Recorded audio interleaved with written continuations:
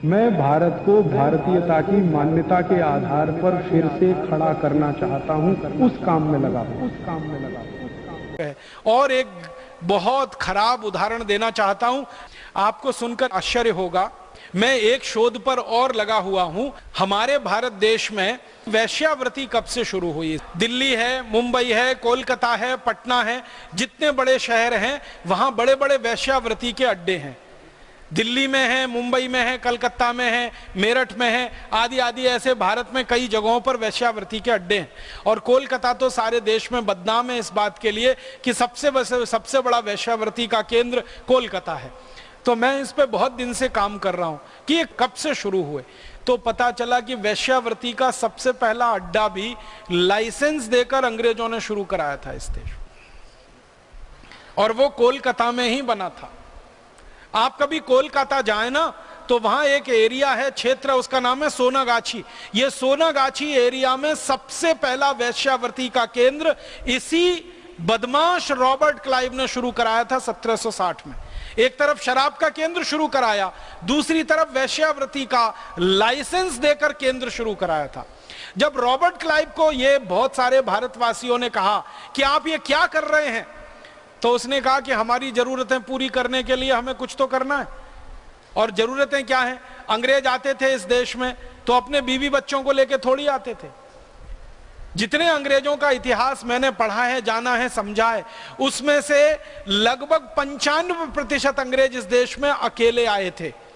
उनकी बेटियां उनके साथ नहीं, उनकी पत्नियां उनके साथ नहीं, उनका परिवार उनके साथ नहीं, अकेले आते थे। अकेले आते थे तो शरीर की भूख शांत करने के लिए उनको कोई ना कोई स्त्री चाहिए, तो उस स्त्री की तलाश में वो भूखे भेड़ियों की तरह से घूमा करते थे समाज में, और उसमें दुराचार और बलात्कार होते थे। तो फिर कुछ अंग्रेज अधिकारियों ने कहा कि इसमें बहुत शिकायतें आती हैं। कोई भी अंग्रेज अधिकारी किसी भी गांव में चला जाता है, किसी भी मां बहन बेटी को उठा के जबरदस्ती उससे अपनी हवस और वासना शांत करता है, तो इसका कोई रास्ता निकाल दो और कानूनी रास्ता निकाल दो। तो अंग्रेजों ने कानूनी रास्ता निकाला, और वो कानूनी रास्ता ये निकाला कि कुछ मां बहन बेटियों से जबरदस्ती बलात्कार किया।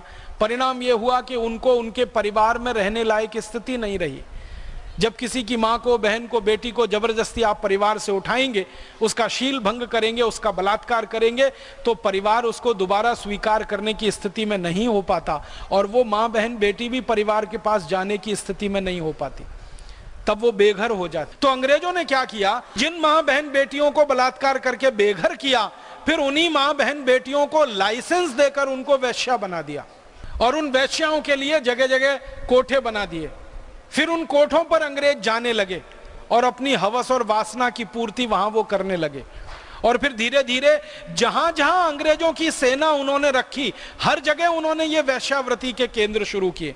कोलकाता में किया, छावनी जहां पर है अंग्रेजों की, जिसको आप कैंट कहते हैं ना, कैंट, जिस भी भारत के नाम के साथ कैंट लगा हो, जैसे मेरठ कैंट, जैसे दिल्ली कैंट, जैसे बरेली कैंट, जैसे शाहजहांपुर कैंट, जैसे अलीगढ़ कैंट, ये कैंट शब्द जहां भी आप सुने पढ़े, रुड़की का कैंट या हरिद्वार के आसपास कहीं कैंट, ये कैंट क्षेत्र थे अंग्रेजी सैनिकों के रहने वाले क्षेत्र।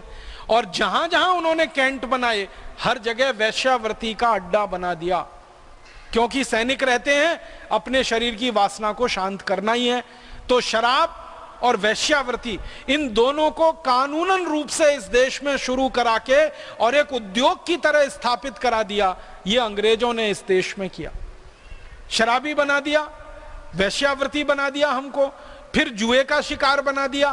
तरह तरह के जो जुए इस देश में होते हैं, ज्यादातर जुए अंग्रेजों के जमाने के शुरू किए हुए, और ये जुए, वैश्यावृत्ति और शराब के लिए उन्होंने क्लब बनाए, और ये क्लब अभी भी हैं जगह जगह। आप जानते हैं, कहीं दिल्ली में जिम खाना क्लब है, तो कहीं मेरठ में जिम खाना क्लब है, तो कहीं किसी और जगह जिम खाना। ये सारे जिम खाने क्लब एक जमाने में अंग्रेजों की अय्याशी के अड्डे थे।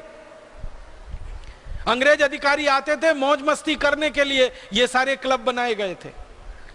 अब होना क्या चाहिए था, अंग्रेजों के जाने के बाद सबसे पहले इस देश में कानून बदल होना चाहिए था शराब का, फिर कानून बदल होना चाहिए था वेश्यावृत्ति का, फिर कानून बदल होना चाहिए था बलात्कार वाला, फिर कानून बदल होना चाहिए था गोहत्या का, फिर कानून बदल होना चाहिए था ये जो क्लब खोले गए अंग्रेजों के द्वारा अय्याशी के लिए। लेकिन काले अंग्रेजों ने एक भी ये कानून बदल नहीं किया, क्योंकि काले अंग्रेजों को भी उसी रास्ते पर चलना था जिस रास्ते पर चलकर गोरे अंग्रेजों ने इस देश को लूटा या बलात्कार का शिकार बनाया, अत्याचार का शिकार बनाया। काले अंग्रेज भी वही कर रहे हैं। गोहत्या का कानून नहीं बना सके, शराबबंदी का कानून नहीं बना सके, वेश्यावृत्ति को रोकने का कानून नहीं बना सके। इस देश में अनाचार, पाप और अत्याचार के खिलाफ कुछ नहीं हो पाया आजादी के 63 साल।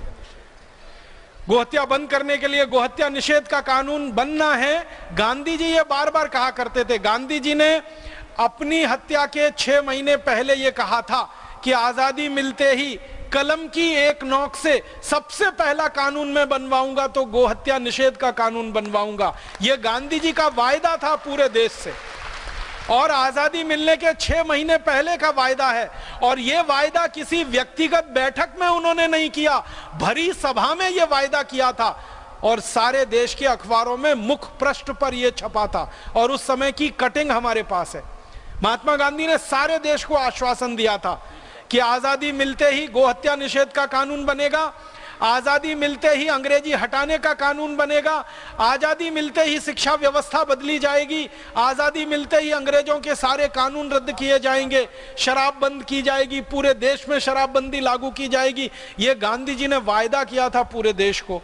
लेकिन गांधी जी के परम शिष्यों ने, जो गांधी जी का नाम लेकर सत्ता की सीढ़ी पर चढ़े और जिन्होंने गांधी जी को पूरे देश में भुनाया वोट के लिए और नोट के लिए, उन लोगों ने गांधी जी की ही हत्या कर दी। गांधी जी की कहे हुए एक भी वाक्य को उन्होंने नहीं माना और गांधी जी के वायदे को उन्होंने सत्ता मिलते ही और गांधी जी की हत्या होते ही 6 महीने में भुला दिया। मुझे तो कभी कभी ये कहने का मन करता है, हालांकि ये कहने लायक बात नहीं है, नाथूराम गॉडसे ने तो महात्मा गांधी के शरीर की हत्या की थी। महात्मा गांधी के परम शिष्यों ने सत्ता के लालच में महात्मा गांधी की आत्मा की हत्या की, उनकी भावना की हत्या की। उनकी कही हुई एक बात को उन्होंने नहीं माना, एक छोटी सी बात उन्होंने नहीं मानी। गांधी जी ने ऐसे तो सैकड़ों बातें कही हैं। उनकी जो पुस्तक है हिंद स्वराज, जिसको आज 100 वर्ष पूरे हुए हैं, महात्मा गांधी ने सन 1909 में हिंद स्वराज पुस्तक लिखी थी और उसमें भारत कैसा होना चाहिए, भारत की व्यवस्थाएं कैसी होनी चाहिए, बहुत बारीक और विशद वर्णन है उसमें। दोस्तों, सबसे पहले तो चैनल सब्सक्राइब करें, फिर लाइक, कमेंट और शेयर करें। और हाँ, हमारा एंड्रॉयड ऐप डाउनलोड करना ना भूलें।